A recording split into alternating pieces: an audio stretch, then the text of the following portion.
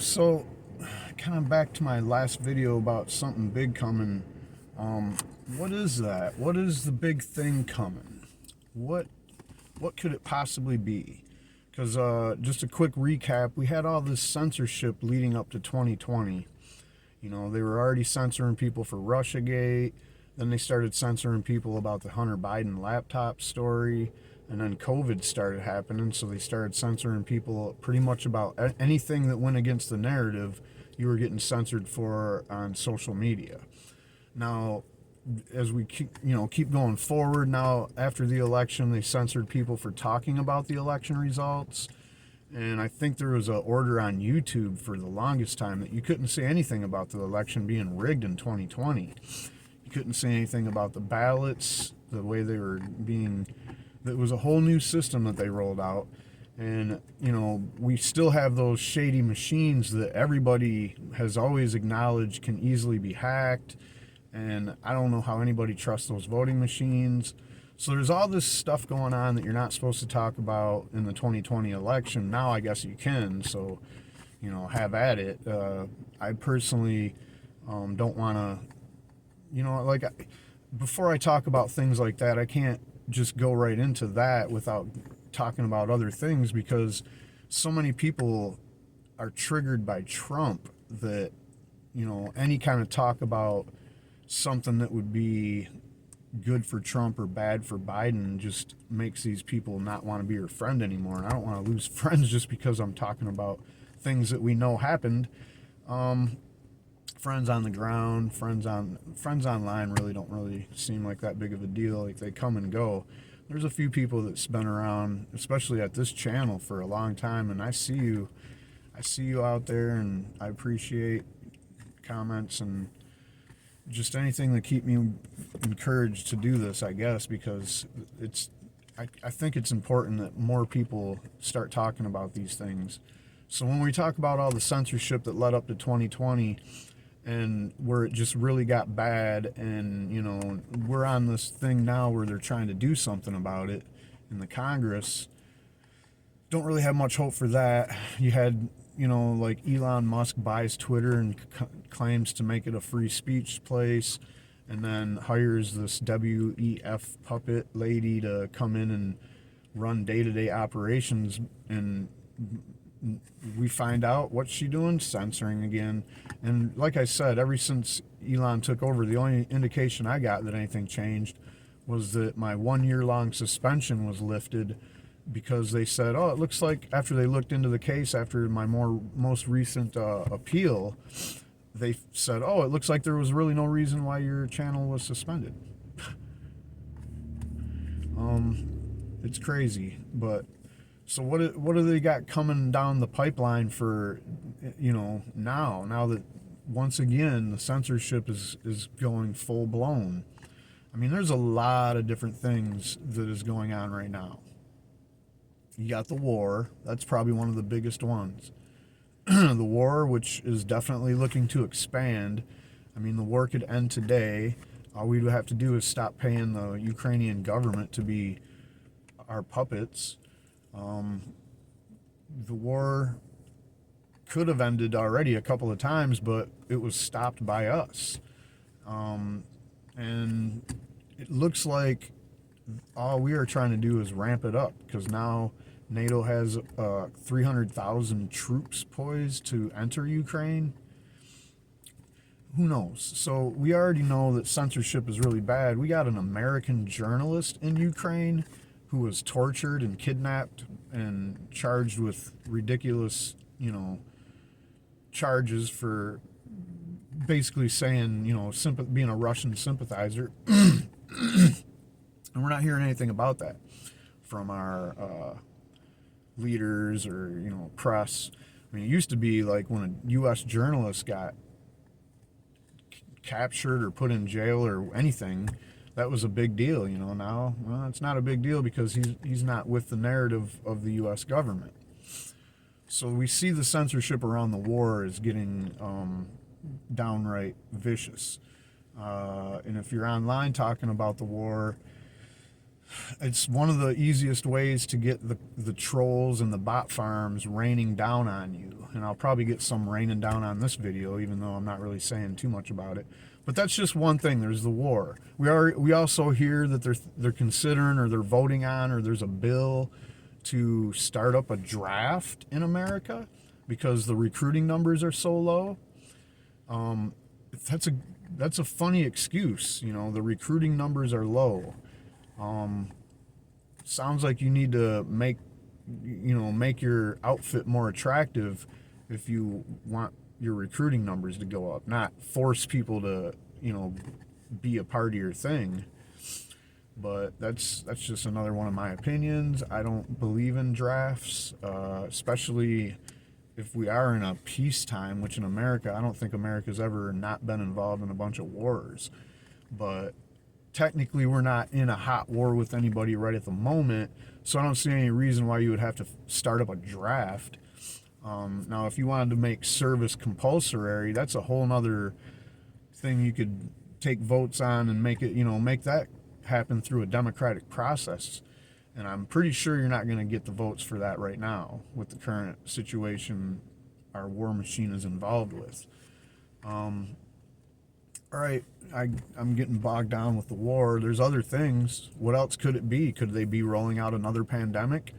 I mean, they've desperately tried to hold that power the whole time since COVID has kind of been off the front burner.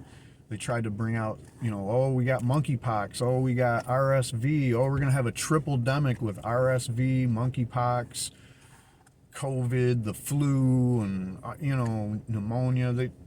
They're just pulling out all the stops in the attempt to hold on to all that power that I don't know what you want to call it, the medical industrial complex, this power grab went all the way up to the WHO, and the WHO decided that they're going to, initiate this thing where they have total control to guide pandemics if another pandemic happens.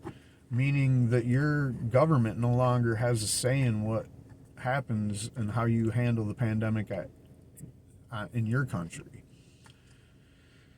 And, don't think, oh, we're America, we're not going to let that shit happen here. Well, I mean, Joe Biden, he was already fully for this, and in fact committed that America would be the basic police arm of this new WHO regime. So it could be something in that regard. You really see a lot of things going in that direction. And then you have basically another big power grab happening with the basically the banking system. It's really hard to say where this one's coming from, but it seems to me like it's coming from the central banking system, which America as a country, I believe that's one of the reasons we had a revolution, is to break away from the banking system that governed the British Empire. We wanted our own currency. We wanted our own ability to realize our own destiny and not be basically a colony of England. So now, if you know history, you know that in 1919 that all changed with the initiation of the Federal Reserve, which is a corporation that is in charge of the congressional responsibility, according to the Constitution, of the money. So now the money is left up to this corporation, and anytime the government wants any of it, they have to pay 10%. And that system eventually creates a debt slavery system for every person that relies on banking. And the central banking system has been challenged by cryptocurrency, quite frankly. And cryptocurrency is being fought at every level by the government and the propaganda machine because it's a parallel system.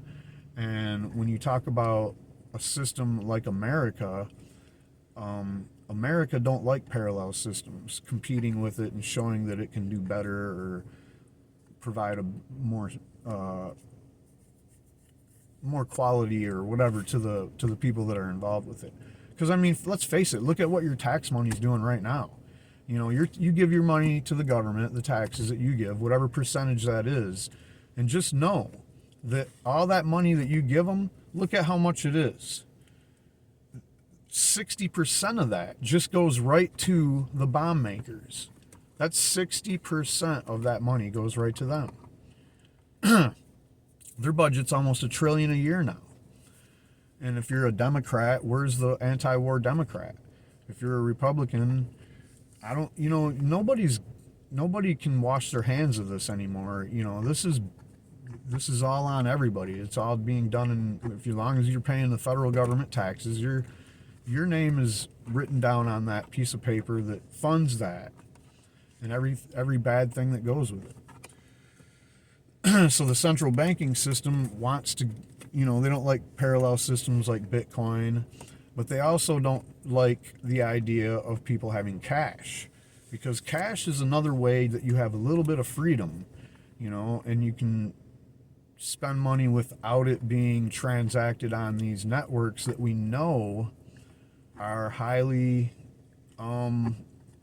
corrupted by the surveillance apparatus in this country that we live in, where not only does the government want to censor you, but they also want to survey you. They want to know everything that you're doing. They want to know all your transactions. They want to know, they want your GPS OnStar tracking on your car so they know where you're going. And we know all this because we've seen it happen during the protests, during the lockdowns, where they were literally showing you where people were coming from to go to these protests.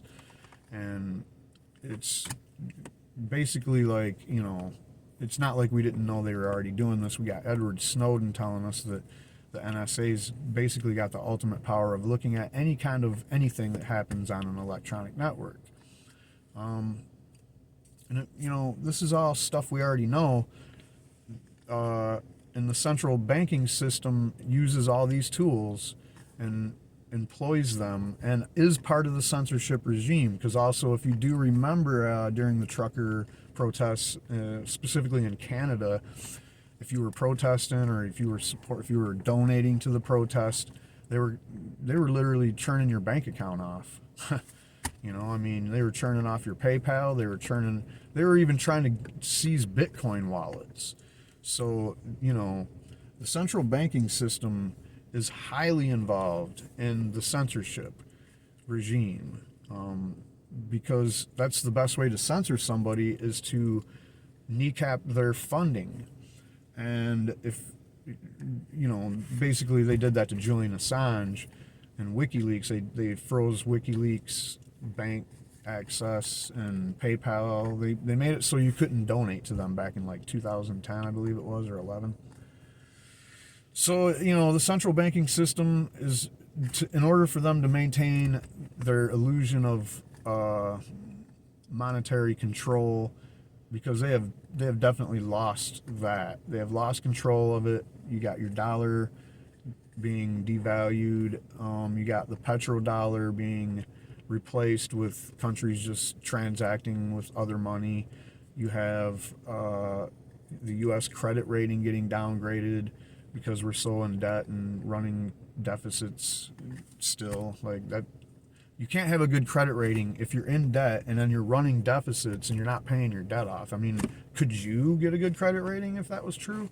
So, the U.S. dollar losing on all fronts is proving more and more that the central banking system is either losing control of things. You see the inflation going on, or they're doing this on purpose to cripple America, because somebody somewhere don't want America to be this big bright beacon on the hill anymore. There's probably other reasons too, some even probably more nefarious than I'm even going to mention. But that's just another thing. And the way that they're going to do that is to digitalize the currency. They're already running, they're trying to hire people that were in crypto to try to make the code for their central bank digital currency, which will get, the central bank digital currency, if that's the next big thing, it'll be just like COVID and the vaccines and all this. So many people will be on board without even thinking about it, because they're just brain dead drones that whatever the guy on TV tells them, and a lot of them will tell you that they don't watch TV and no one watches the cable news. Really? Well, then how is this mainstream thought still bleeding through to so many people that you can't even talk to these people about real things, or they think you're crazy? They got a big list of names that they're going to call you or associate you with immediately, and then that means you're a bad person because that's QAnon stuff or whatever. And no, this is not QAnon stuff. The CBDCs have been, there's white papers on this. You don't think that this stuff isn't real, because I don't know, you did hear it on QAnon or some weird other source that has been completely smeared by the government. Now QAnon itself is an actual psyop that the government invented, so I can do a whole video about that. But I mean, let's just face it, they're using that to make, that's the conspiracy theory isn't working anymore because too many people know that they just use that to shorten the conversation. Now they got to have something a little bit more, so they throw QAnon at you if you're talking about this shit. I don't know what the next big thing is. It could be that, in order to enslave us with their central bank digital currency, they'll need some kind of a system where, and of course what it's going to be is a universal basic income, in my opinion, because with that they can actually control your money 100%. If you're earning your own money and then you trade your money for central bank digital currency money and decide to get paid with that from now on, they're really going to have a hard time legally to edit your money or prevent you from using your money. Now, if they're giving you money, then they can, it's on a string. They can pull it anytime they want. So I think that that's one way that they're going to make it work. Or they're going to devalue the dollar so much that they're going to offer you, if you make this much money a year, trade that in for digital currencies, we're going to make it this much. And all that is another inflation. If that happens, my God, the inflation is going to be something you're not going to be able to tolerate, believe me. Like when you have literally a wad of $100 bills and it's useless. This has happened in so many countries where they devalued their dollar. You want to know more about that, read the book Economic Hitman. So moving on, what else could be the big next thing coming down the pipe? And my final thought on that is I don't want to speculate too much, because before COVID happened, I knew something big was coming. And back then it was an election, it was a presidential election as well. And that's what we're on the precipice of right now. So to me, it's the same thing. It's like, okay, the censorship ramp up looks like, to most people, it feels like it's just because of the election on the heels. You have Trump getting fascistically handled like it's like this is some third world country, which they're doing all over the world, by the way. Like I mentioned before with Lulu and Bolsonaro. Well, I guess in Argentina, they just arrested the vice president because apparently she was doing good in the polls or whatever. And you just seen how they pulled the plug on the Pakistan prime minister. And this is what they do. Apparently elections don't matter anymore on the world stage. Not that they ever did, but now it's like they're just doing this shit brazenly out in the open. And I guess nobody's really challenging it too hard, but that's what they're doing to Trump too. And it's just kind of weird. It's like, I hear there's going to be some charges coming out of Georgia, and it looks like Michigan might be another player in this thing where they're going to try to indict Trump on whatever bogus charges that they can come up with that they're also guilty of. So what's the point? And they never go with the really big stuff because they're guilty of that too. So they can't do that, and we seen that during the time when Trump was president and he was doing certain things. And it's like, well, why don't the Democrats just say, hey, this isn't, the president can't do that? Well, they keep their mouth shut because they do it too. Just like I was saying with the mail-in ballots, the Republicans were saying that this is shady. Not all the Republicans, because the corporate Republicans are just as bad as the corporate Democrats, but they're all saying, oh, this shady mail-in system, this is how they cheated and blah blah blah.